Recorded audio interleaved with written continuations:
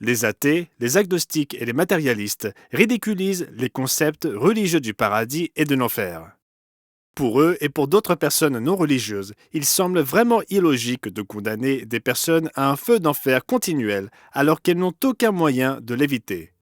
Pourquoi la grande majorité des chrétiens croient-ils que les pécheurs qui n'ont jamais entendu le nom de Jésus-Christ seront tourmentés à jamais?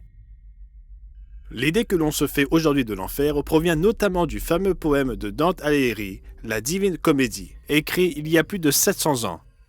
Le poème de Dante se compose de 3 parties, le paradis, le purgatoire et l'enfer. Sa description saisissante d'âmes se tordant de douleur influence, aujourd'hui encore, les croyances de millions de personnes. Qu'enseigne réellement la Bible au sujet de l'enfer? Y a-t-il des âmes immortelles qui, en ce moment même, se tordent de douleur et hurlent dans les flammes de l'enfer?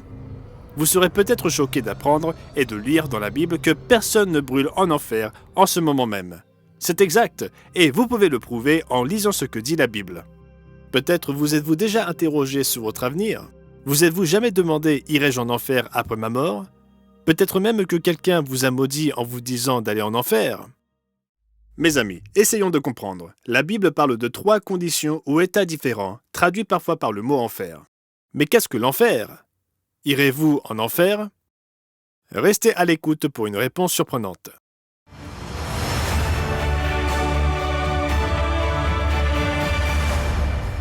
Salutations chaleureuses à tous nos amis du monde entier. Qu'arrive-t-il quand nous mourrons? Irons-nous au paradis ou en enfer? Ou bien serons-nous endormis dans la tombe jusqu'à la résurrection? Pensez à tous les milliards d'êtres humains qui ont vécu et qui sont morts. Leur vie avait-elle un but? Leur reste-t-il un espoir pour l'avenir? Quelle est la vérité? La mort est-elle la fin? Y a-t-il une vie après la mort? Dans l'émission d'aujourd'hui, nous répondrons à ces questions. L'idée d'un feu de l'enfer qui inflige des souffrances est troublante pour n'importe qui. Concernant l'existence de l'enfer, que croient les gens? Selon un rapport du Pew Forum de 2015, 58% des Américains croient en l'enfer. Il s'agit d'une forte baisse depuis qu'un sondage Gallup de 2007 révéla que 69% des personnes interrogées croyaient en l'enfer. L'étude Pew a révélé que 82% des évangéliques professent une croyance en l'enfer. Même 27% des sans-étiquette, c'est-à-dire des personnes ne déclarant aucune appartenance religieuse particulière, disent croire en l'enfer. Mais d'où viennent leurs croyances?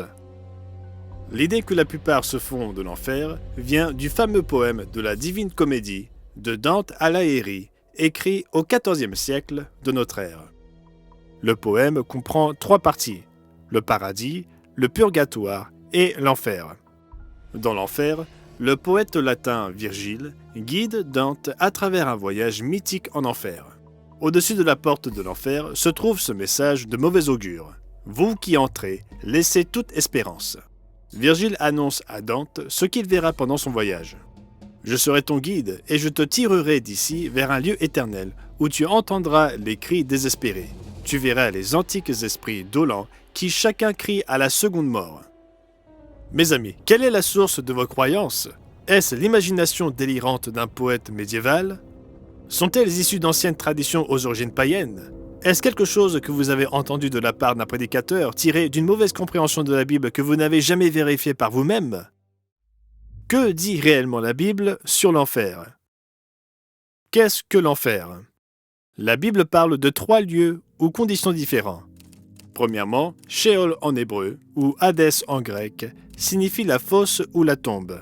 Deuxièmement, Géhenne, Gehenna en grec, dérive du nom de la vallée de Hinnom. Symboliquement, elle fait référence au jugement par le feu, les temps de feu. Et troisièmement, Tartarus, qui signifie une rétention des anges déchus. Les traductions de la Bible qui se servent du mot enfer à la place de ces 3 définitions citées ci-dessus ne clarifient pas fidèlement la vérité biblique. En l'occurrence, on devrait toujours demander de quel enfer particulier s'agit-il. Mes amis, les idées erronées de la vie après la mort proviennent d'une fausse prémisse. La fausse prémisse et enseignement de l'âme immortelle conduisent à toutes sortes de conclusions erronées. Jésus nous dit que Dieu est capable de détruire l'âme et le corps dans le feu de la géhenne. Cela se trouve dans Matthieu 10 et au verset 28. Mais l'âme peut-elle être détruite? N'avons-nous pas une âme immortelle?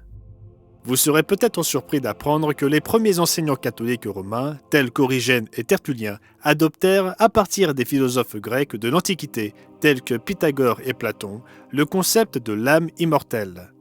Le philosophe Tertullien écrivait « La nature à elle seule nous éclaire sur certains dogmes, sur l'immortalité de l'âme, familière à la plupart. Je dirais donc, avec un Platon, toute âme raisonnable et immortelle. » Mes amis, nous croyons en la Bible, pas en Platon. Voyons ce que Jésus dit dans le verset le plus célèbre de la Bible. On l'appelle le verset d'or, le plus précieux des versets. Jean 3, verset 16. « Car Dieu a tant aimé le monde qu'il a donné son Fils unique, afin que quiconque croit en lui ne périsse point, mais qu'il ait la vie éternelle. Jésus vint pour que nous ne périssions point, pour que nous ne soyons pas morts pour l'éternité. Il vint pour que nous ne soyons pas détruits pour toujours, pour que nous ne perdions pas notre vie pour l'éternité. Oui, la Bible enseigne que les humains sont mortels et non immortels. Comme il est dit dans 1 Corinthiens 15, verset 53, il faut que ce corps mortel revête l'immortalité à la résurrection. Alors qu'arrive-t-il au corps mortel au moment de la mort? Va-t-il en enfer? Tout d'abord, souvenez-vous qu'il existe 4 mots, dont un en hébreu et 3 en grec, traduits par enfer dans certaines versions de la Bible qui communiquent 3 significations différentes. Ce qui est incroyable dans la plupart des conversations sur le sujet de l'enfer, c'est la supposition que le mot enfer signifie automatiquement le feu éternel. Mais ce n'est pas le cas. Dans le Nouveau Testament, il y a 3 mots grecs qui sont parfois traduits par enfer dans certaines versions de la Bible, et chacun a une signification différente. Il s'agit de Hadès, Gehenna et Tartarus. Le mot grec Hadès signifie tombe, fosse ou sépulcre, tout comme le mot hébreu Sheol. Il ne signifie pas un lieu de feu. Ainsi, lorsque nous lisons le mot enfer dans certaines versions, cela peut simplement signifier, d'après la Bible, la tombe, pas un endroit où un feu brûlerait pour toujours. Assurez-vous de souligner ces termes lorsque vous étudiez ce sujet dans la Bible. Écoutez, le terme Gehenna fait référence au feu qui détruira l'âme. C'est ce que Jésus dit dans Matthieu 10 et au verset 28. Ne craignez pas ceux qui tuent le corps et qui ne peuvent tuer l'âme. Craignez plutôt celui qui peut faire périr l'âme et le corps dans la géhenne, ou dans le feu de la géhenne. Le 3e mot traduit par enfer dans certaines versions du Nouveau Testament est le mot grec Tartarus. Ce mot désigne une condition de rétention et il ne s'applique pas aux humains, mais aux anges déchus. Notez 2 Pierre 2, verset 4. En effet, Dieu n'a pas épargné les anges coupables, mais il les a jetés dans l'enfer, Tartarus, où ils sont gardés enchaînés dans l'obscurité pour le jour du jugement. Le Tartarus est un état de rétention dans lequel les anges déchus sont maintenus. Mais qu'arrive-t-il aux êtres humains? Où va le corps quand il meurt? Dans la traduction française de Louis II, le mot hébreu souvent traduit par séjour des morts est Sheol, qui signifie tout simplement la tombe ou la fosse. Il ne désigne pas un endroit où un feu brûlerait en continu. Le mot hébreu Sheol figure 65 fois dans l'Ancien Testament et il est diversement traduit dans la version Louis II par séjour des morts ou sépulcre.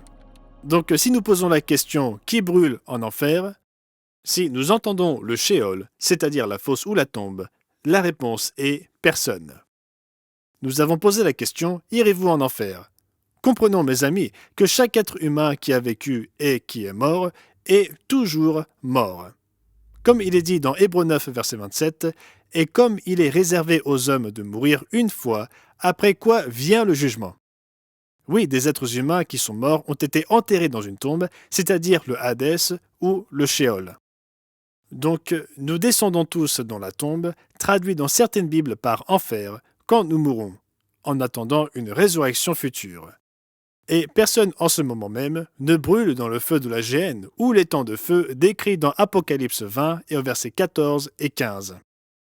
Comme nous l'avons vu dans la Bible, il y a 4 mots différents qui ont été traduits par enfer dans certaines versions et qui ont 3 significations distinctes.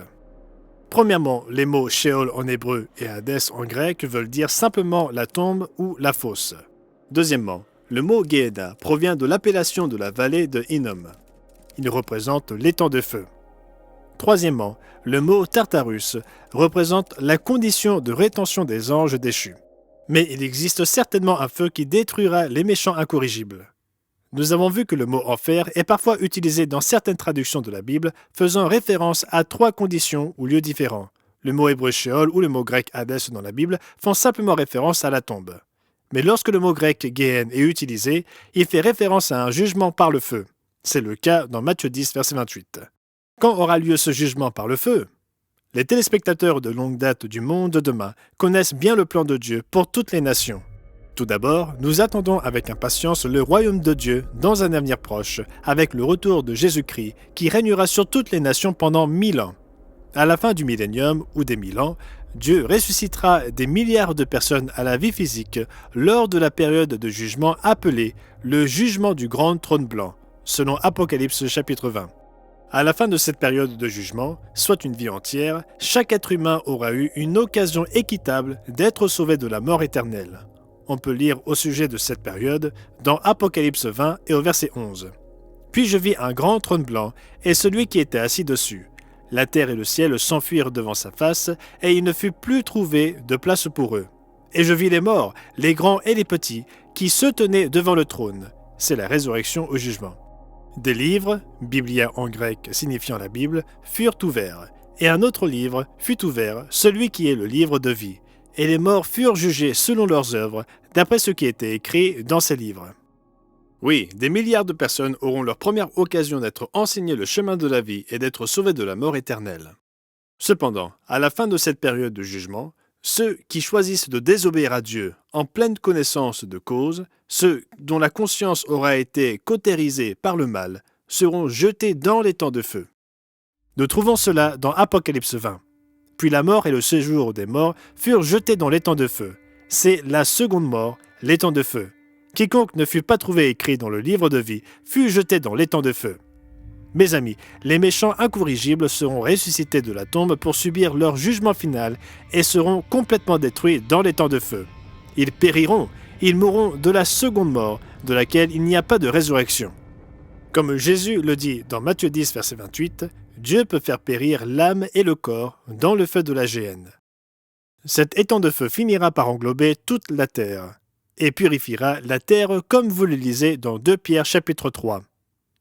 Dieu préparera la terre pour la nouvelle Jérusalem qui descendra du ciel, comme on peut le lire dans Apocalypse chapitre 21. Lisons au sujet de ce feu qui purifiera la terre et comment nous devrions prendre cet avertissement. 2 Pierre 3 verset 10. Le jour du Seigneur viendra comme un voleur. En ce jour, les cieux passeront avec fracas, les éléments embrasés se dissoudront, et la terre avec les œuvres qu'elle renferme sera consumée. Le feu de la géhenne finira par englober la terre entière, la purifiant ainsi pour les nouveaux cieux et la nouvelle terre. Tout d'abord, qui sera jeté dans cet étang de feu? Reportez-vous à Apocalypse 21. Les chrétiens fidèles auront hérité la terre et finalement toute chose ou l'univers entier, comme nous l'avons expliqué dans des émissions précédentes. Mais les méchants seront détruits. Apocalypse 21 et au verset 7. Celui qui vaincra héritera ces choses. Je serai son Dieu, et il sera mon fils. Et qui sera jeté dans les temps de feu? Au verset 8. Mais pour les lâches, les incrédules, les abominables, les meurtriers, les débauchés, les magiciens, les idolâtres et tous les menteurs, leur part sera dans les temps ardents de feu et de soufre, ce qui est la seconde mort. Mes amis, vous ne voudrez pas finir dans les temps de feu. Si vous désirez vivement changer votre vie, si vous voulez vous repentir de vos péchés et être baptisé selon Acte 2, verset 38, nous avons des représentants dans de nombreuses régions du monde. Il suffit de contacter le bureau régional le plus proche dont la liste figure dans notre revue Le Monde de demain ou de nous contacter au mondedemain.org. L'apôtre Pierre nous encourage et nous met en garde. Puisque tout cela est en voie de dissolution, combien votre conduite et votre piété doivent être saintes. Attendez et hâtez l'avènement du jour de Dieu, jour à cause duquel les cieux enflammés se dissoudront et les éléments embrasés se fondront. Mais nous attendons, selon sa promesse, de nouveaux cieux et une nouvelle terre, où la justice habitera. Mais qu'en est-il des Écritures qui parlent d'un feu éternel? Nous avons vu que la Bible parle clairement de la seconde mort, la mort dont il n'y a pas de résurrection. Les méchants, leur âme et leur corps seront détruits pour toujours. Ils subiront un châtiment éternel, comme le dit Jésus dans Matthieu 25 et au verset 46, car ils seront morts pour toujours. Mais certains peuvent s'interroger sur l'expression contenue dans l'épître de Jude au 7e verset. Jude écrit au sujet du jugement subi par certaines villes pécheresses. Jude 1, verset 7 mentionne « Sodome et Gomorrhe et les villes voisines, qui se livrèrent comme eux à la débauche et à des vices contre nature, sont donnés en exemple, subissant la peine d'un feu éternel. » Alors, n'y a-t-il pas un feu éternel ? De toute évidence, le feu ne brûle pas encore dans les anciennes villes de Sodome et Gomorrhe. Le mot grec traduit comme éternel dans ce verset est éonios, ce qui peut aussi signifier siècle ou âge. C'est ainsi que la version parole vivante le retranscrit. Pensez au sort de Sodome, de Gomorrhe et des villes voisines qui ont été détruites par le feu, signe précurseur du feu éternel, parce que ses habitants se sont livrés à l'immoralité. Leurs ruines sont là comme un avertissement permanent pour tous. En d'autres termes, le feu du jugement ne dure que le temps qu'il prend pour consumer ce dont à quoi il est destiné. Après que la terre aura été définitivement purifiée par le feu cessera et les nouveaux cieux et la nouvelle terre demeureront. Tout au long du millénium, l'étang de feu brûlera sur la terre, il finira par s'étendre et engloutir la planète entière. L'étang de feu, c'est le feu dans lequel seront jetés la bête et le faux prophète, comme c'est écrit dans Apocalypse 19, verset 20. 1000 ans plus tard, Satan le diable et ses démons seront également jetés dans ce feu, et Satan et ses démons seront tourmentés pour toujours, comme il est dit dans Apocalypse 20 et au verset 10. Et le diable qui les séduisait fut jeté dans l'étang de feu et de soufre où sont la bête et le faux prophète. Notez que pour le mot « sont », traduit dans la version Louis II, il faut lire « où la bête et le faux prophète avaient été jetés ». Oui, Satan le diable et ses démons seront tourmentés pour toujours. Apocalypse 20, verset 10, « Ils, Satan et ses démons, seront tourmentés jour et nuit, au siècle des siècles. » Oui, l'étang de feu a été préparé pour le diable et pour ses anges, comme il est écrit dans Matthieu 25, verset 41. En revanche, les êtres humains méchants qui y seront jetés périront et seront détruits.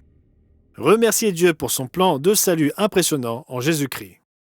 L'une des vérités les plus encourageantes de la Bible est le jugement du grand trône blanc. Cette période constitue une espérance pour des milliards de personnes qui se trouvent actuellement dans leur tombe. Notre brochure gratuite et inspirante intitulée « Aujourd'hui est-ce le seul jour de salut » vous aidera à comprendre la véritable espérance de la résurrection. N'hésitez pas à nous demander votre exemplaire gratuit. En conclusion, le feu de l'enfer brûle-t-il en permanence ? Non, ce n'est pas le cas. Mes amis, la bonne nouvelle, personne ne brûle actuellement en enfer.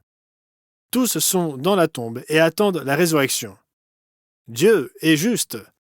Les méchants incorrigibles seront jetés dans l'étang de feu et seront détruits pour toujours. Ils cesseront d'exister. Nous prions pour que vous choisissiez tous le mode de vie divin et que vous receviez le don de la vie éternelle.